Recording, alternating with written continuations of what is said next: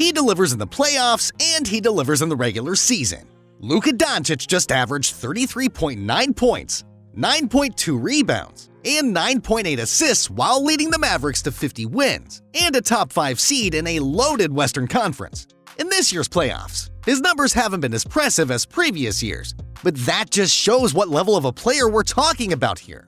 For 99% of the league, a 28-9-9 playoff average would be a dream playoff run. For Doncic, it's his worst. Dallas is so close to the NBA Finals, and the team deserves a lot of credit. The front office has put together a great team that flows through Doncic and co-star Kyrie Irving's hands as well. But there's a bad man at the top of that depth chart, and he's a stone's throw away from being on the game's biggest stage against one of sport's best teams, by plus-minus in recent history.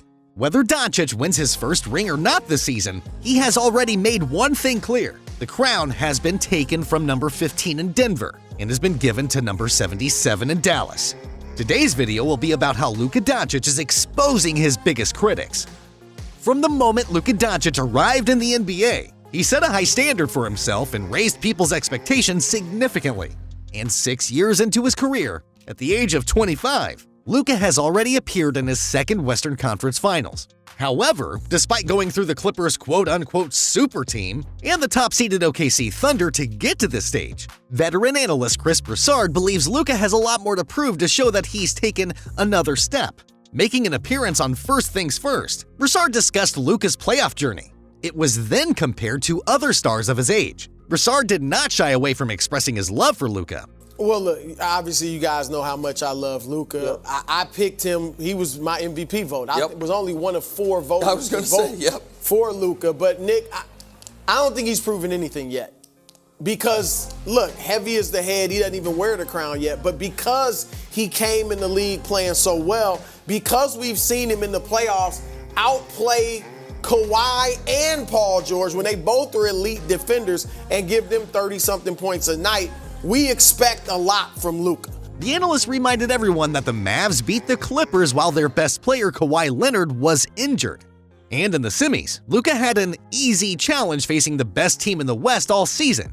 Broussard claimed that many already picked Luka and Kyrie to come out victorious over OKC. He then revealed what Luka needed to do to impress him. For him to really prove something to me this year, like beyond what, I wouldn't even say beyond what I expect, because I think he's this caliber of player. But for me to really go like, oh, he took another step, it's going to have to be win the finals. As Luka's early stardom cursed his legacy. While 5 All-Star selections and 4 first-team All-NBA selections, likely to become 5 this year, might be enough for many players to solidify their legacy, that somehow has not been the case for Luka. Arguably suffering from voters' fatigue before even winning MVP once, the media and fans demand something huge from Luka to consider him among NBA greats. Even Broussard believes that now that the Mavs will need to get the better of a young Wolves squad and then win the NBA Finals too.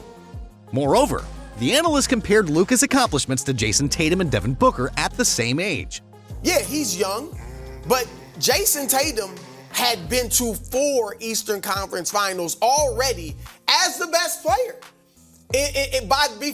when he was 24 years old. So by the time he was Luka's age, he's only a year older, he had already been to 4 conference finals.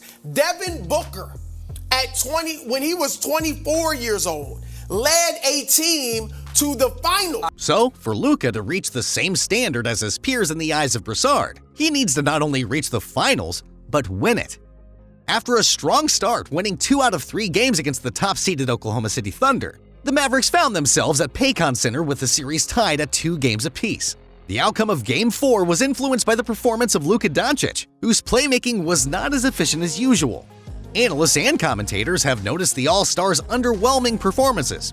In a recent critique, Colin Cowherd, a renowned sports commentator, attacked the 25-year-old's playing style, accusing him of being selfish for his ball-dominant approach. The 5-time All-Star is at his best when he's controlling the ball. Whether in a pick-and-roll or isolation position, Doncic's playmaking and scoring ability are undeniable. However, as Cowherd pointed out, this reliance on having the ball in his hands has become a weakness for the young star. In that series against the young but super talented Thunder, Luka had been hampered, averaging a mortal-like 22 points, 10.8 rebounds, and 7.8 assists in the series' first 4 games. This was a far cry from his regular season numbers of 33.8 points, 9.2 rebounds, and 9.8 assists per outing. According to Coward, Luka without the ball resembles a Ferrari that doesn't have an engine. But watch Luka when he doesn't have the ball. Sometimes you can't find him on the TV screen. He disengages. He doesn't move like a Steph Curry.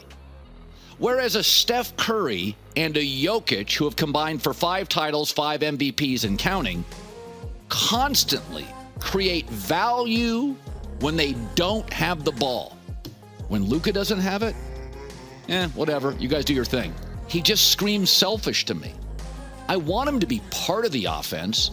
He wants to be the offense. What are you going to tell him? How are you going to teach him?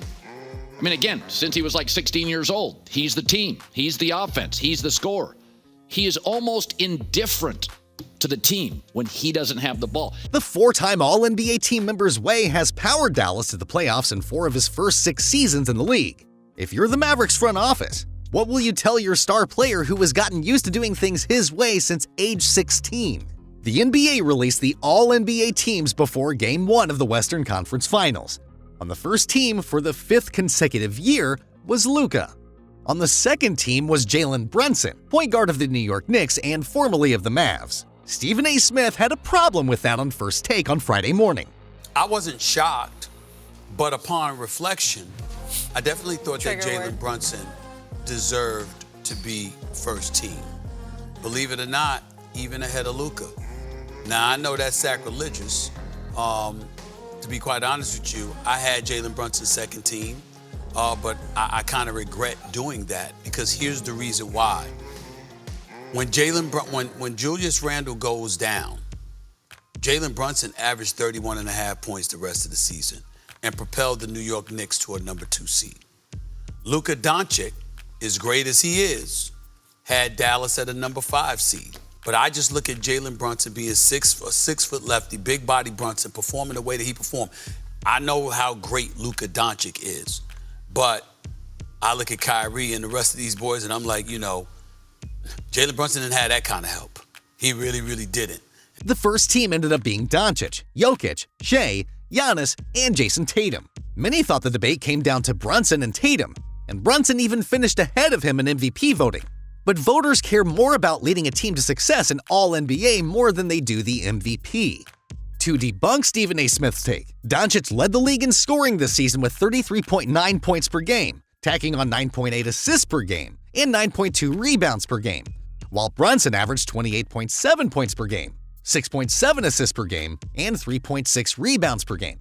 Both the Mavericks and the Knicks won 50 games this season, meaning Dallas would have been in a tie for the second seed if they were in the Eastern Conference. And Doncic averaged 37.6 points per game, 11.3 assists per game, and 9.1 rebounds per game in 19 games without Kyrie Irving this season, an even higher level than Brunson reached without Randle. The Eastern Conference is a much easier conference than the West, so seeding doesn't matter as much when you evaluate win totals. Saying Brunson should have been over Doncic is an absurd homer take by Smith, a Knicks fan. This isn't even to discredit the great season Brunson had for New York, who played great for Dallas before departing in free agency 2 off-seasons ago. Doncic was just otherworldly, beating him out in every major statistical category, being a better defender, and leading his team to the same win total in a tougher conference. Luka Doncic is leading his team in the Western Conference Finals against the Timberwolves, while Brunson's Knicks lost to the Indiana Pacers in the Eastern Conference semifinals. Hope you enjoyed the video, guys. Make sure to drop a like and subscribe to our channel for more amazing NBA content.